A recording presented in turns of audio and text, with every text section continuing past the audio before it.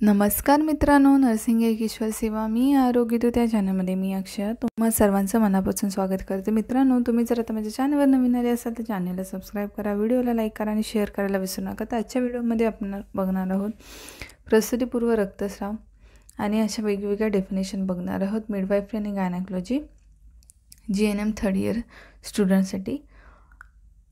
तर चला तर मग आता व्हिडिओला सुरुवात करूया। तर प्रसूतीपूर्व रक्तस्राव म्हणजे काय?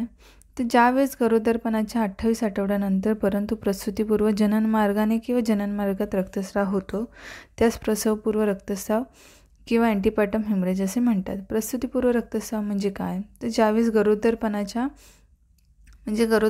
28 आठवड्यानंतर परंतु प्रसूतीपूर्व जननमार्गाने किंवा जननमार्गात रक्तस्राव होतो त्यास प्रसवपूर्व रक्तस्राव किंवा अँटीपार्टम हेमरेज असे म्हटले जाते। त्यानंतर दुसरी डेफिनेशन आहे एड्सची आपण काय डेफिनेशन बघूया। ते acquired immunodeficiency syndrome AIDS AIDS म्हणजे ॲक्वायर्ड इम्युनोडेफिशियन्सी सिंड्रोम। एड्स मानवाला झालेला प्राणघातकी असा रोग आहे। याचे वैशिष्ट्य म्हणजे एकदा का HIV किंवा ह्यूमन इम्युनोडेफिशियन्सी व्हायरसमुळे व्यक्ती बाधित झाली की ती आजन्म HIV बाधितच राहते। या रोगामुळे मानवाच्या शरीरात प्रतिकारशक्ती नाहीशी झाल्यामुळे तो निरनिराळ्या भयंकर अशा संसर्गांना बळी पडतो, तसेच त्याच्या मज्जासंस्थेवरही परिणाम होतो आणि त्यांना कर्करोगाची भीती असते। ते एड्स म्हणजे काय? तर ॲक्वायर्ड इम्युनोडेफिशियन्सी सिंड्रोम मानवाला झालेला प्राणघातकी असा रोग ज्याचे वैशिष्ट्य म्हणजे एकदा का HIV ह्यूमन डेफिशियन्सी व्हायरसमुळे व्यक्ती बाधित झाली की ती व्यक्ती आजन्म HIV बाधितच राहते। या रोगामुळे मानवाच्या शरीरात प्रतिकारशक्तीच नाहीशी झाल्यामुळे तो निरनिराळ्या भयंकर अशा संसर्गांना बळी पडतो, तसेच त्याच्या मज्जासंस्थेवर परिणाम होतो आणि त्याचा कर्करोगात म्हणजे त्यांना कर्करोगाची किंवा वेगवेगळ्या आजारांची भीती असते। असा आहे एड्स म्हणजे ॲक्वायर्ड इम्युनोडेफिशियन्सी सिंड्रोम। बऱ्याचदा एड्स ही डेफिनेशन विचारली जाते, एड्सची डेफिनेशन बऱ्याचदा विचारली जाते। तर एमनोरिया म्हणजे काय आहे?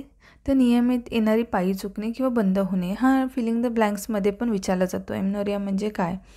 तर नियमित येणारी पायी चुकणे मग डॅश होय, तर त्याचं उत्तर आहे एमनोरिया। तर जननक्षम निरोगी स्त्रीस अगदी नियमितपणे येणारी मासिक पाळी येत असते। अशा वेळेस कोणताही आजार जर झालेला नसताना किंवा अतिस्थूल झालेली नसेल, उभेच नसताना ती नियमित येणारी मासिक पाळी बंद होण्याच्या लक्षणाला गरोदरपणाचे पहिले आणि मुख्य लक्षण म्हटले जाते। समजलं? तर जननक्षम निरोगी स्त्रीस अगदी नियमित मासिक पाळी येते, रेग्युलर येत असतात। अशा स्त्रीस कोणताही आजार झालेला नसताना किंवा ती ओबेस किंवा अतिस्थूल नसताना तिची जी पिरियड्स असतात किंवा तिला जी महिन्याला येणारी मासिक पाळी आहे ती बंद होण्याच्या लक्षणाला गरोदरपणाचे पहिले मुख्य लक्षण म्हटले जाते, त्याला एमनोरिया म्हणतात। त्यानंतर आहे क्लोएझमा म्हणजे काय आहे? तर गरोदरपणात त्वचेवर गडद डाग येण्याच्या समस्येला क्लोएझमा असे म्हणतात। क्लोएझमा म्हणजे काय? कधी कधी फिलिंग द ब्लँक्समध्ये पण मॅच द फॉलोइंगमध्ये क्लोएझमाचा प्रश्न विचारला जातो। तर गरोदरपणात त्वचेवर गडद डाग येण्याची समस्येला काही म्हणजे क्लोएझमा असं म्हणतात। याला धारणेचा म्हणजे येणारा डाग हा कसा असतो माहिती आहे? गर्भधारणेमध्ये येणारा हा प्रकार आहे असं म्हणू शकतो आपण, ठीक आहे। क्लोएझमा म्हणजे काय? तर इथे गर्भधारणेमध्ये येणारा एक प्रकार आहे असं म्हणू शकतो आपण त्याला। हे डाग साधारणपणे कपाळ, गाल आणि हनुवटीवर दिसतात आणि ते खाज सुटणारे किंवा त्रासदायक नसतात। तर गरोदरपणात त्वचेवर गडद डाग येण्याच्या समस्येला क्लोएझमा असं म्हणतात। यामध्ये गर्भधारणेमध्ये हे येतात असं लिहा तुम्ही। हे डाग साधारणपणे कपाळ, गाल, आपले चीक्स असतात तिथे, हनुवटी, चीनवरती आणि दिसतात आणि हे खाज येणारे किंवा खाज सुटणारे नसतात। तर आणि आहे युटेराईन प्रोलॅप्स म्हणजे काय? युटेराईन प्रोलॅप्स म्हणजे गर्भाशय त्यांच्या सामान्य स्थितीमधून खाली सरकतो, ज्यामुळे तो योनीतून बाहेर येऊ शकतो। हे स्नायू कमकुवत झाल्यामुळे होते, जे गर्भाशयाला जागेवर धरून ठेवतात। युटेराईन प्रोलॅप्स म्हणजे काय आहे? तर युटेराईन प्रोलॅप्स म्हणजे गर्भाशय त्याच्या सामान्य जागेपासून खाली सरकतो, ज्यामुळे तो योनीतून बाहेर येऊ शकतो। हे स्नायू कमकुवत झाल्यामुळे होते, जे गर्भाशयाला जागेवर धरून ठेवतात, ठीक आहे।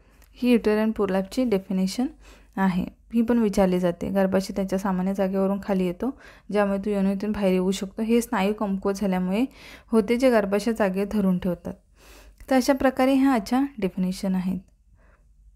मी ऑलरेडी डेफिनेशनचा व्हिडिओ बनवलेला आहे, तर त्याच्यामध्ये जाऊन बघा. आणि आपण भेटू लवकरच पुढच्या व्हिडिओमध्ये. तो मिडवाईफरी आणि गायनेकॉलॉजीच्या ज्या प्लेलिस्ट आहे त्याच्यामध्ये डेफिनेशनचा व्हिडिओ आहे, तर त्याने जाऊन बघायचं आहे. तर आपण भेटू आता लवकरच पुढच्या व्हिडिओमध्ये. तोपर्यंत काळजी घ्या, मस्त राहा, स्वस्त राहा. धन्यवाद.